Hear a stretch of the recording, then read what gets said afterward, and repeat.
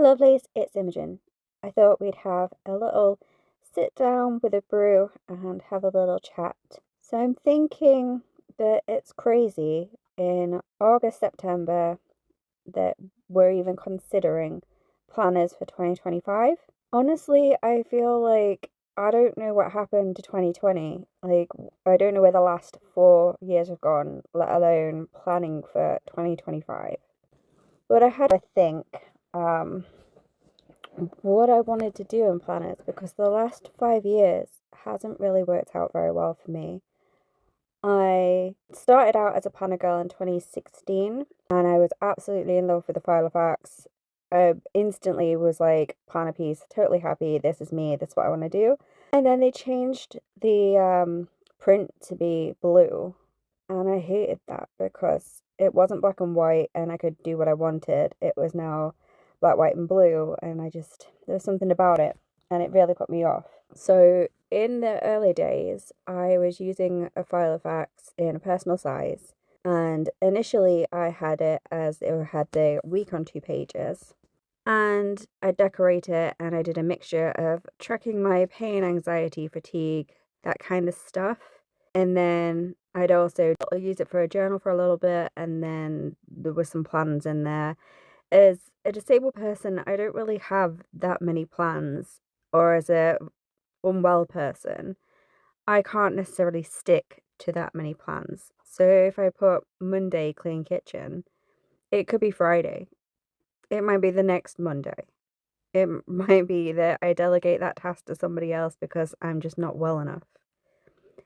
And that was upsetting me that I couldn't just make plans and stick to them. So I didn't want a planner, but I didn't not want a planner because I wanted to be involved. I absolutely love this community and the planner community in general, and I've made some amazing friends from it. Then I decided to have my week on two and turn that into a journal. And then I'd use a week on one and I'd split between the pages by putting in a grid page. Now, if that looks familiar to you guys, that's because it's very much a Hobonichi setup. The only downside was every other week, obviously the grid would be on the opposite side of the page. But I found this was a really brilliant system to be able to plan because I had a week on one, which was less white space. I don't know why white space terrified me, but it was less white space. And then it also gave me room to be able to write a whole to-do list. So I didn't have to dedicate these tasks to specific days, just that these are the things that I'd like to get done this week. So speaking of this week, I listened to an audiobook called Make Time. It's by Jake Knapp and John Zaratsky, or Zaratsky, Jay-Z. I really enjoyed the book and it made me think a lot about the previous books I've read, like Miracle Morning and Getting Things Done, Eat That Frog, even some other books like Marie Kondo's books for like in some ways related to just taking the time out to create something that was important each day and also getting things done and getting things done in a way that was focus driven and achievable. So I really like the make time concept of having a highlight each day, which is the main thing that you're going to focus on that day. So I think that's something that I'm going to work on taking that forward. ADHD brain me has completely lost my train of thought. But I was generally enjoying the week on one and having that extra space. I did end up turning this into a personal sized for my journaling, and then I went back to a week on two, but in a pocket size for doing my planning. And I really liked this for a while and I stuck with it for a few months. At that time, I'd also become a rep for my friend's shop, Puppers and Fluffs. This went on for a good fair few months and I really enjoyed it, but unfortunately her mental health took over and she closed down the shop. I still do have an awful lot of the stickers that she gave me for free, I may add. But I really enjoyed planning with them and learning how to do more sticker layouts. That suited me really well, but then I got into bullet journals and I really liked all the pretty planning that came along with bullet journals. I mean, I was using washi and stickers galore, but I really liked the whole stamping and using pens and inks and all sorts of crazy things in the bullet journal system. And of course, I was really influenced by Ryder Carroll's story, and then I made friends who uh, bullet journaled, and next thing I know, I was experimenting with different size bullet journals. So originally, I was in a Rhodia Webby pocket size. Then I spent a little bit more money and I got a Leuchtturm, uh, was it pocket? A6? Yeah, pocket A6, the smaller one. And then I reached for an A5, and then I found that I didn't stick to these. I mean, this was a very short period of time, and I want to say 2018. Um, Basically, I really liked the concept of it all, and I really liked doing it. But I found that the A6 was just too small, or the pocket was too small, but the A5 was just too big, and I had all this blank space. And I tried multiple times. In 2019, I got a really pretty teal Leuchtturm in the pocket again, and I set it up, and I was very excited for this year. I'm going to bullet journal. This year is going to be my year for bullet journaling. Life happened. I ended up becoming homeless, and then I got a place like really quickly, so that wasn't that much of a huge deal. But at the same time, I had a whole lot of things going on with my stalker ex. The police were involved. I had to change my number and my email and my online socials. It was a really big, it was a whole thing. And then I met the guy that I'm with now, and we've been together 5.5, going on 6 years. But I sort of fell out of love with the whole idea of bullet journals. Like, I really wanted to do it, but if I had a week where I wasn't well enough to sit down and draw out all the lines and find the deco, and or I used stickers but I didn't like them and I couldn't remove them, or just planning on the fly rather than sitting down and thinking about what I wanted to plan or what I wanted to do and then making a mess, and the whole system went out. And I don't know why for me, but I've spoken to other people who are like this as well, and they all sort of say, yeah, like if they don't like something, then the whole thing goes out the window.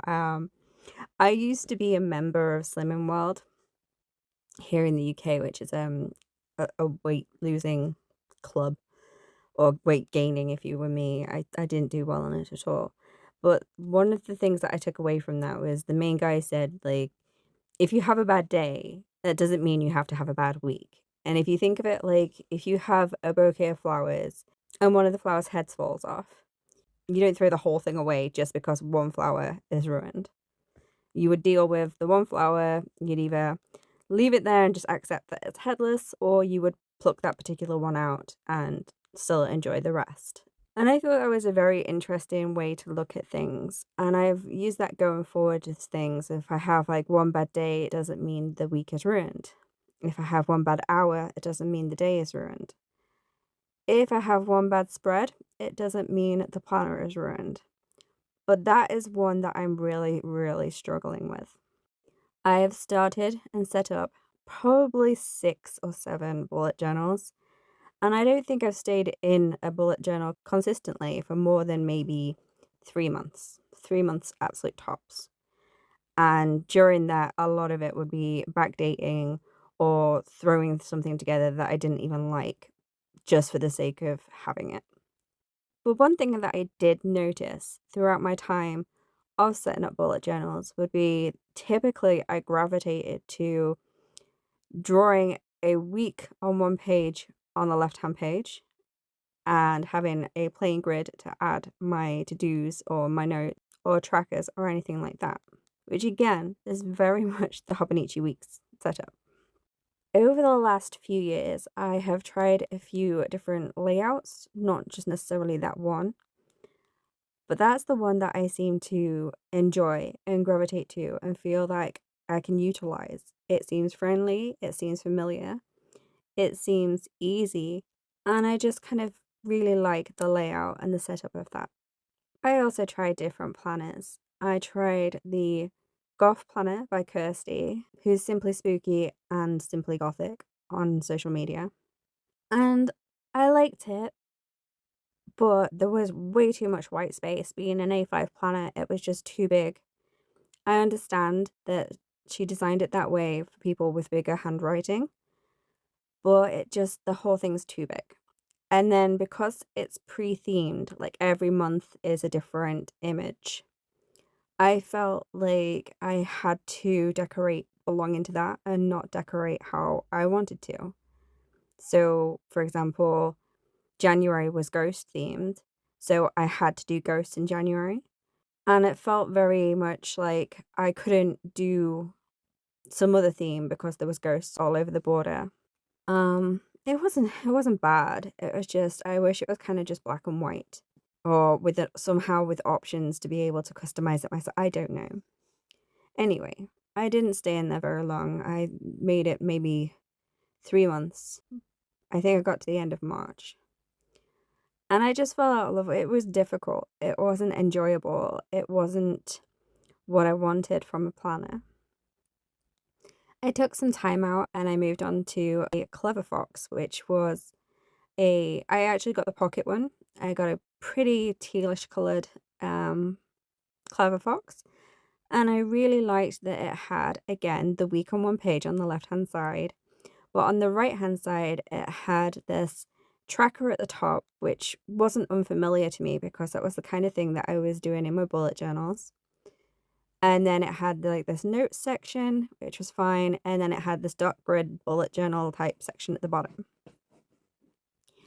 And I felt that it gave me enough space to be able to decorate however I wanted, add the stuff in that I wanted to add in, and I stayed with it for a few weeks. It was undated, so I didn't have to restrict myself to only being able to use it from a certain time to a certain time. And I set up all the months consistently, and then the weeks to follow, I did my best. But I quickly realized that this tracker was just too big, taking up at least a quarter, if not a third of the page. It was unnecessarily too big, and I had more or less things that I wanted to track. I'd have preferred it if it was just the weeks on the left hand side and a blank grid page on the right. Fast forward in a little bit more time, and I once again tried bullet journal. This year I was really excited because I found that Scribbles That Matter do a B6, which is somewhere between an A5 and an A6. So it wasn't small pocket A6, but it wasn't large white space A5. It was an absolute ideal size, to be honest. And I tried a few different layouts in it. I really honestly did. But once again, I found that ill health took over and I'd miss weeks. And then I just lost interest in it. I wasn't interested. Then I got the disheartening news that Scribbles That Matter have continued their B6 range. So many people reached out to me asking where I got it from and if I could link them. But unfortunately, Amazon stopped carrying it, and when I looked into it, apparently they're not doing it at all anymore. In fact, they might even not be doing the smaller anymore. It might just be A5s and larger systems.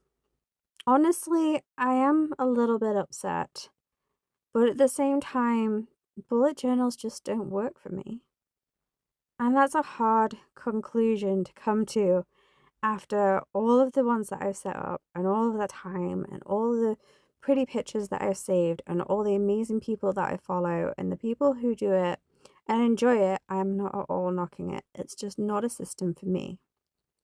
In addition to this, earlier this year, I decided I wanted to get back into journaling. I really, really liked the size of the Hobonichi Weeks, and I really liked the journaling on the notes pages in the back. And I kind of wish I could just find a book that was that size and was just grid paper so I could use it to journal. But alas, no such thing seemed to exist, or if it did, it was heavily sold out.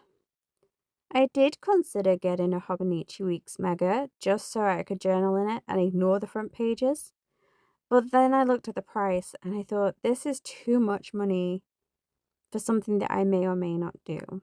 Ultimately, I decided to buy a Moleskine, which I thought was a little bit pricey. It's just a notebook. It's not a bad price. I was looking at the sequins, which was a little bit more money, and at the time, I felt that was a lot of money, like too much money to spend on a notebook that I may or may not use because I'm not 100% set that journaling is for me. I really like the idea of commonplacing, and I bought a couple of the Midori MDs. I bought a couple of those, and I was very excited to use one as a journal and one as a commonplace book.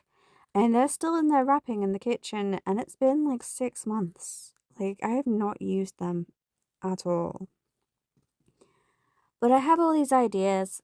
No, ADHD me has all these ideas. And I hyper focus on, I want to do this, then on payday, I buy the thing, and then I just don't. I have a diary that I bought last year, which is a witchy diary, and I was so excited, but I couldn't use it for 2 months. And then I haven't used it. I haven't at all even looked at it.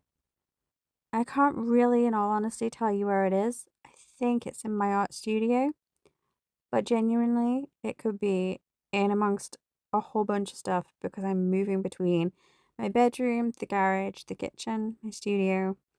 I'm a little bit all over the place while still working on trying to resolve my desk, which is a huge DIY project. But that's a story for another time. Throughout this year, I've also tried journaling in a Filofax pocket, which I set up and used for maybe a week. I have tried journaling in a moleskin pocket, which I set up and used for maybe 3 weeks.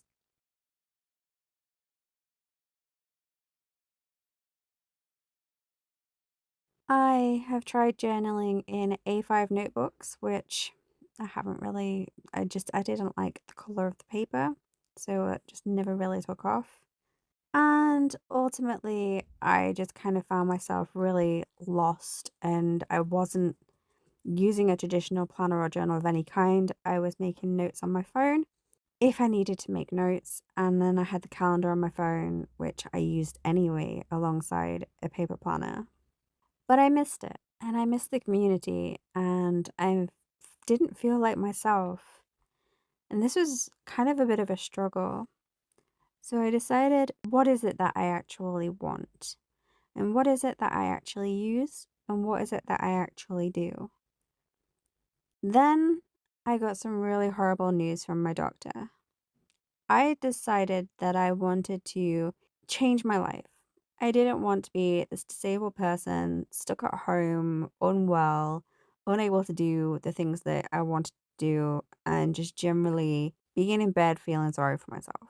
So I decided to try and do some exercises, to try and eat a bit better, to generally just treat myself a little bit better, to try and get into a better mental health mindset. And then I went to the doctors to talk about my mental health stuff. And he noticed that I was talking rather rapidly. Like right now I'm trying to talk a lot calmer for this chat, but normally I'm normally talking at like 100 miles an hour. Like, I've got to get this information out. You need to know everything you need to know right now. Like, I've got to get the blah, blah, blah, blah, blah, blah. And he said that that was actually a side effect of thyroid issues. And would I be willing to go for some bloods? And I said I would. And he decided that we would do a full bloods thing. So we did 4 vials of blood, tested for all kinds of things. And he literally, I saw him on Friday. I went for bloods on Saturday. And on Monday, he rang me and was like, yeah, so you're diabetic. And he wasn't like, oh, so you're diabetic, we're going to give you some meds, blah. He was like, I'm surprised you're still alive, or at least as well as you seem to be, because you are incredibly sick. And no, I'm not going to lie, I instantly just started crying.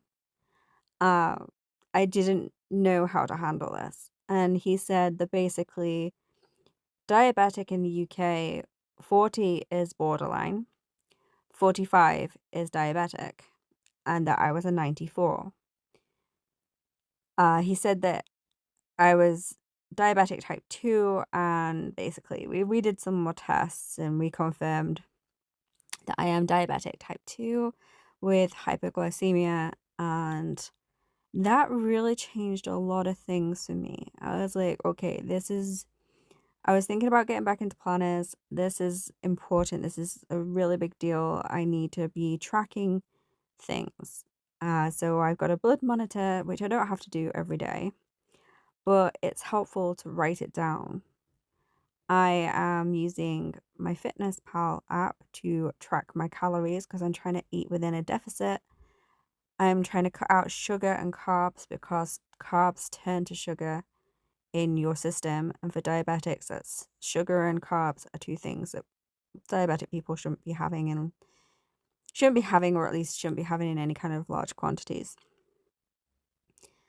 And then also increasing my water intake, making sure I take my meds, and just generally like not skipping meals, eating at least 3 times a day, if not more, checking my blood sugars, monitoring that, and monitoring exercises. And soon it became a lot of things that I needed to keep track of.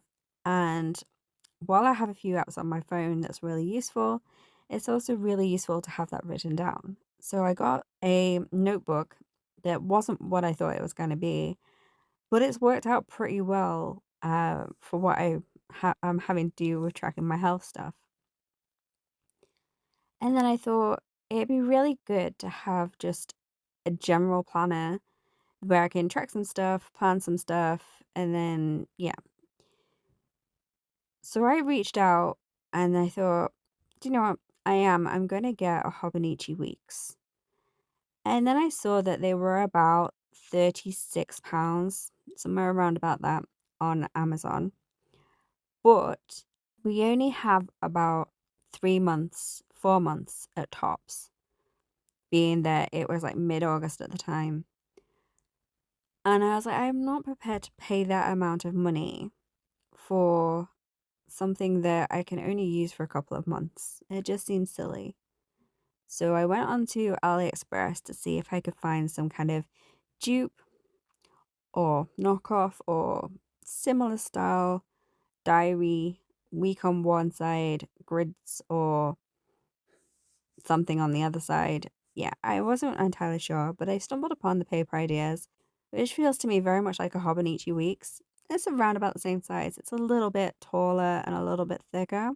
Yeah, I actually like really am enjoying it. I'm enjoying um I'm trying a different sort of thing this week, but I've been enjoying it so far. The only difference really other than the size is that it doesn't have like the quote at the bottom of the page, so you have more planning space. But I kind of like that whole adding washing in stickers, and yeah. I am a little bit concerned about the Tomo River paper. I've looked into this quite a lot, and the world seems divided. We seem to have the calligraphy or fountain pen writing community who have tried out the new papers. Hobonichi did swap some of their planners to the new Sanzen paper last year, and in some cases they included a sample of what the new paper would be like while sticking to what was left of the old paper. So I've seen a lot of YouTube videos on the new paper versus the old paper, and it seems that a lot of the calligraphy and the people who are heavy fountain pen users have been having some real nightmares with different inks, like literally bleeding on the page or bleeding through the page, and it just not being to the standard of which they'd expected. But then I've seen other people who use fountain pens and other pens and markers and even watercolors who have used the new paper or the new test paper and compared it to their old planners, and it's either better or at least on comparison of equally as good. Apparently it feels a little bit different, but it's not upsetting. I don't have an experience with the old papers, so this is going to be a complete new journey for me. But it does seem very divided. So I'm kind of excited and I'm also kind of fearful.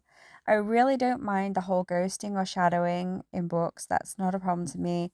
But when things start bleeding or making a real mess of things, that's when I get a bit upset. I do have a friend who did a pen test for me in the same book to the one that I want.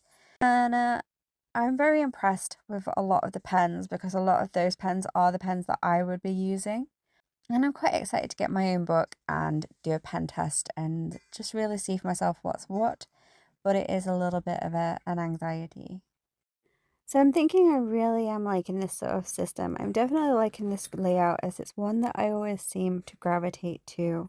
As I said in my file effects and my bullet journals, I did forget to mention that I've also in the past made a traveler's notebook and then I didn't use it. I've obtained a traveler's notebook and then never used it. And I like the idea of traveler's notebooks, but I don't like the idea of the elastics interfering like with the books. And that probably isn't something that happens or it's something you get used to. But it's something that, yeah, I like the idea of it, but in practice, I just haven't used. So then that brought me to kind of where I'm at now. So I was like, do I continue using the paper ideas weeks that I have because it's undated? So I could just use it and use it until sort of more or less this time next year? Or do I get a Hobonichi Weeks Mega and then I can actually use the week sections for planning and use the notes sections for journaling? And I especially like the idea of the Mega for that. And then it has also a mixture of being able to create some trackers if I want to, because I'll have the space or the trackers that are already in it. And then I'm thinking maybe I'll use the monthly for a mixture of an overview of appointments or events, such as birthdays, and maybe like a gratitude log, maybe, or a highlight of the day, as in like the best thing that happened today, like a really good thing that happened that day, or something like that. I'm not fully figured that out, but yeah. So I've kind of come to the decision that I want to get a Hobonichi Weeks Mega. And I came to this decision maybe 3 or 4 days before the release of what the 2025 ones look like. Not the actual you can buy them, but what they look like, which was mid to late August. And I was really excited for it. And then seeing them, like, I just feel really disappointed by the covers. None of them are particularly what I want. The only one that I like is the white one with like the purple hedges and flowers and animals on it. But they don't do that in the Mega, which is weird to me that they create that, but they just couldn't make it a little bit bigger, especially since the majority of the outer side is white. Um, yeah, so I'm thinking I'm gonna go with the, is it smoke grey, storm grey? I think it's called smoke grey. I like the purple of the sneaker, but I don't like that the paper goes all the way to the edge and there isn't like that extra little hangover around the pages and the clear covers don't fit on them properly. If I even want a clear cover, because I bought my leather croc cover and I don't know if a clear will fit inside the leather croc. But it's something to look at and something to think about. But I have finally come to the decision, and not only come to the decision, but I've also been on Amazon Japan and purchased myself a Hobonichi Weeks Mega in the grey. I'm very anxious. It says that it will be here. Today's Thursday. It says it'll be here Wednesday. Now someone I do follow, Dozy Gore on Instagram, she herself posted about this and she said that she ordered hers from Amazon Japan and she's in the UK as well. And then she posted maybe like 4 or 5 days later that she'd received it. And I was like, oh my goodness, that arrived so quickly. So I think that's what I'm going to do. So I have risked it for a biscuit and I have ordered it. I didn't order a clear cover, and now I'm kind of thinking I probably should have done that. Because it works out at like £2.15 instead of £5 something. But you can get them on Amazon for like £5 something. Amazon UK. But I'm not prepared to pay the additional shipping cost to just order the clear cover. So that was my mistake. I didn't think it through. I was just really excited. But I got it for, I think it was like £36, whereas all the UK sites are like 38 plus shipping. So yeah, so I'm happy that I got it and I'm excited for it and anxious for it. And I have a lot of ideas for it. I'm not sure what I'm going to do with my paper ideas. I don't know if I'm going to use it as like a mock thing for trying out new things or if I'll end up using it for something else or quite what I'm going to do with it, or if it's 100 GSM paper, so it could just be another pen swatching book, as that's what's kind of become of my Scrolls That Matter bullet journal and also my Moleskine. Yeah, so anyway, I hope you've enjoyed this. My tea is long gone. I've talked way too much, but hopefully it gave you some food for thought about someone else's journey and where perhaps you'd like to take your journey. So if planners and journals and all that kind of stuff, as well as stationery, is your thing, then definitely subscribe and make sure that you've hit the bell if you haven't already. If you made it to the end of this video, then please give it a like. It really means a lot to me. And I'd really love to hear what your plans are for your 2025, if you've even started thinking about it yet, or if you're just going to wait until closer to 2025, or if you are dead set on a specific planner. I know I was considering some of the others like Sterling Ink or Midori, and then I've ultimately come to this decision. So I'm anxious for it to arrive. If you want to follow that journey, I will be posting that on Instagram. And yeah, so Instagram at A Witch's Plans. And that'll do it for now. Thanks for listening. Bye.